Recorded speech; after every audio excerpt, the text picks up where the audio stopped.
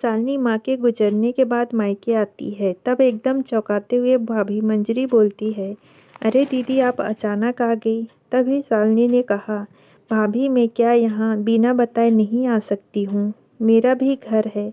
दीदी आप कितनी बड़ी गलतफहमी में जी रही हैं। अब मम्मी नहीं रही जो अभी भी आप अपना अधिकार जता रही हो। ये अब आपका घर नहीं रहा। मैं इसलिए पूछ रही हूँ, अगर मैं न मिलती तो आप परेशान हो जाती। फिर शालिनी ने कहा, भाभी मुझे माँ की बहुत याद आ रही थी। भाभी कहने लगी, अरे दीदी यहाँ याद करो या अपने घर में। अब मम्मी तो है नहीं, मेरा मतलब एक ना एक दिन सबको जाना ही होता है। वो चली गई। खैर देखो भाभी, माँ के बिना ये घर कितना सूना हो गया है। पहले मैं यहाँ आती तो कितना अच्छा लगता था। तब मंजरी भाभी कहती है, नहीं तो मुझे नहीं लगता कि घर सूना हो गया है। जाने वाले को तो नहीं रोक सकते, एक न एक दिन सबको इस दुनिया से जाना होता है। बस केवल यादें ही रह जाती है। अच्छे कर्म करो तो सबके दिल में बसे रहते हैं, यदि बुरा व्यवहार रहे तो कड़वी यादें ही रह जाती है। ओए कोई याद करना नहीं चाहता। आप बैठो, मैं पानी लाती हूँ। अब शालिनी चारों ओर देखकर रोने लगती है। वह बहुत दुखी होती है। माँ की फ़ोटो के आगे रोकर कहने लगती है, माँ मुझे तुम्हारी यहाँ बहुत कमी लग रही है। तुम्हारे रहने पर यहाँ घर मुझे अपना लगता था। आज यहाँ आई हूँ तो मुझे तुम्हारे बिना पराया लग रहा है। ऐसा क्यों माँ? माँ के रहते तक ही मायका होता है। तभी भाभी पानी लेकर आती है और अरे दीदी आप तो रो रही हो, ये अपने कर्मों का फल ही होता है, इसलिए आपको पराया घर लग रहा है।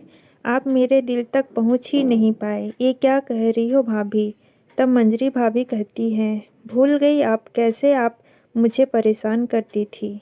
मम्मी जी और आपने मेरा जीना मुश्किल कर दिया था। अगर कोई साड़ी आपको मेरी वाली पहननी हो तो मेरे मना करने पर आप कैसे मम्मी से मेरी शिकायत करती थी, उन्हें बोलकर कि मैं नहीं दे रही हूँ और बिना मेरी मर्जी के ले लेती थी। और क्या क्या याद दिलाऊं, मेरी तबीयत भी ठीक न हो तब पर भी आप मुझसे काम कराया जाता था। और तो और मुझसे आप दोनों ने मेरी आज़ादी छीन ली थी। यहाँ तक कि मायके भी जाना हो तो मम्मी के बिना मर्जी जा नहीं सकती थी। दीदी आपने और मम्मी ने जो दर्द दिया है वो मेरे लिए नासुर के समान है, उन्हें चाहकर भी नहीं भूल सकती। भाभी ये सब कुछ क्या कह रही हो? आपको इतना दर्द तकलीफ़ थी तो मुझसे और मेरी मम्मी से कहा।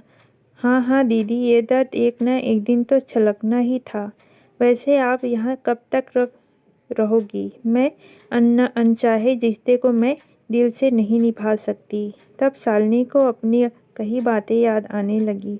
वो समझ गई कि यहाँ मेरी कोई जगह नहीं है। वो भाभी वैसे तो 2-3 दिन के लिए आई थी, अब आपका ऐसा व्यवहार रहेगा तो शाम को मैं चली जाऊंगी। देखो दीदी, आप आई तो रुक जाओ, पर ये याद रखना, माँ से ही मायका नहीं बल्कि भाई भाभी से भी मायका होता है। यदि आपसी मेलजोल सही चले तो मायका जीवन भर साथ रहता है। एक दूसरे के सुख दुख में हम साथ होते हैं और सदा एक दूसरे से हम संबंध ऐसे बनाएं कि वो कभी न टूटे।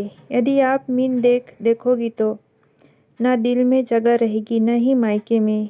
इस तरह की कड़वी बातें सुनकर शालिनी ने कहा, भाभी जो बीत गया सो बीत गया, वो कल था। कड़वी बातें भूलकर हम नई शुरुआत आज करते हैं।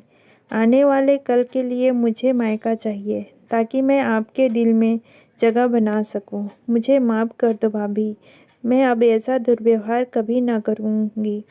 मेरी शिकायत करने की आदत आपको दुखी कर देती। मुझे एक सबक मिल गया कि आदतें अच्छी हो तो रिश्ते कभी नहीं टूटते हैं।